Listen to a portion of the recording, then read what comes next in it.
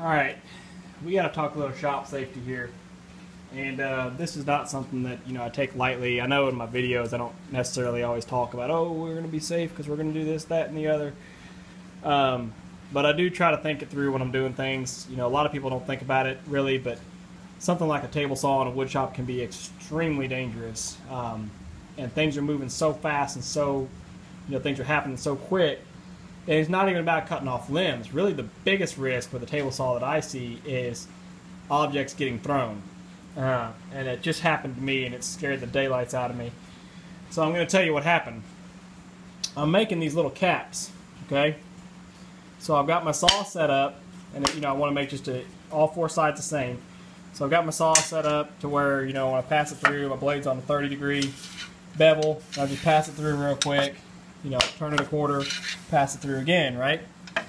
That's all well and good, but I got in a hurry, not thinking, just, doing things over and over and over the same way. And I passed it through and turned it, and then for whatever reason decided to pull it back through, which you never, ever feed with the direction of the blade. So your blade spins that way. Never, ever feed this way. But I did, just not even thinking. Just zip, zing, bring it back, and it grabbed that sucker, and it shot out and hit me in my chest. That's the other thing, don't stay in the front. So it hit me in my chest. Let's see, I'll show you. So there's where it hit me. And that may not seem like that much. It's just a red spot, but I can feel a big knot there already, and I can only imagine what the bruise is going to be. I'm surprised it didn't break the skin, okay? So it hit me in the chest and ricocheted off my chest, ricocheted off the door somewhere. I heard it.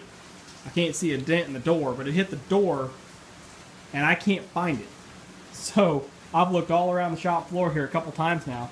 I cannot find that block of wood, which tells me it hit my chest and then it hit the door so hard that it bounced out of nowhere. No telling, I've looked all up around things. I haven't dug underneath things, which it shouldn't have put itself underneath. Went outside and looked to see if it skipped under the door. Didn't see it outside. I don't know where it went. But the point being, that sucker was moving. And had it hit me in the face, had it hit, down on a rib or something, it could have broke something. So like I said, I wanted to tell you guys about that. I wanted to tell you what I did. It's not smart. It was just a stupid mistake. I know better. Obviously, you should never stand directly in front of your workpiece. That's one mistake. But again, the bigger mistake that I made was pulling it back to me. So now I'm gonna stand off to the side over here, and I've done this one since because I had to just do another one just to kind of calm my nerves, and make sure I could do it right. So like I said, I just wanted to share that with you. Just a couple little pointers. Be safe in your wood shop. Always ear protection, eye protection. If I'm doing little close work, close to the blade, little thin cuts, obviously I use a push stick. Anytime I'm using a sander or a grinder, I've got gloves on. Just little things like that you don't think about. We get in a hurry and we just, oh yeah, I did it this way last time, it'll be fine, I'll do it that way again. And you can pay a price real quick if you're not thinking. So please take it seriously, and I guess I'm going to be looking for that block of wood because I kind of want to find it and see what it looks like after it got launched. Anyway, so I just wanted to share that with y'all. Don't make the same stupid mistakes that I do.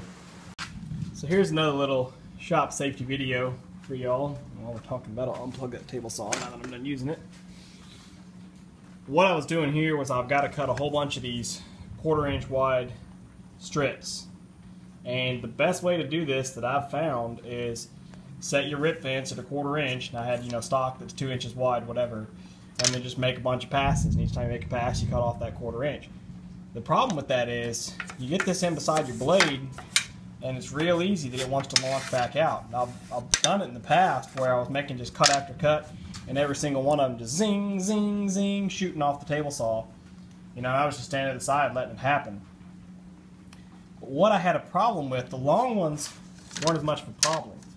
The problem was these short ones. You can see as I pass this through, by the time it comes out the back, I don't have a whole lot left on the front. And my original plan was I'd cut my stock down to this 8-inch long length and I was going to pass it. Well, that wasn't working. So what I ended up doing, again, and I tell you this because you're kind of put in an impossible situation, you got to figure out what to do. What I ended up doing was cutting these longer ones just because I have a lot more control. See, I can pass these through, and I've got it coming well out the back end before the front end gets close, okay? So I ended up just doing longer ones and then cutting them down to size, and that worked just fine. And of course, obviously, as I was passing through, I did have a little one as a spare. I was using that for my push stick as I got in close, because you don't want to get your fingers anywhere down there. So just wanted to show you that one again, because like I said, it was sort of an impossible situation, as I said. My wife was even out here, and I was showing her what I did to my chest with that other piece that launched out. And I asked her opinion. You know, I said, is there a better way to do this? What else can we do to cut these thin shims and not have them just want to shoot out of this thing? Maybe I could have set it up on my bandsaw, but it's not the best bandsaw in the world, and I think the blade would wander so much that I wouldn't get good square cuts anyway. So like I said, cutting the longer pieces and then cutting them down to size worked. It was a fix. But again, doing cuts like this where you're pinched in against the fence like that, it's not my favorite. It's a necessary evil for what I'm building. So just do your darndest to be safe while you do it.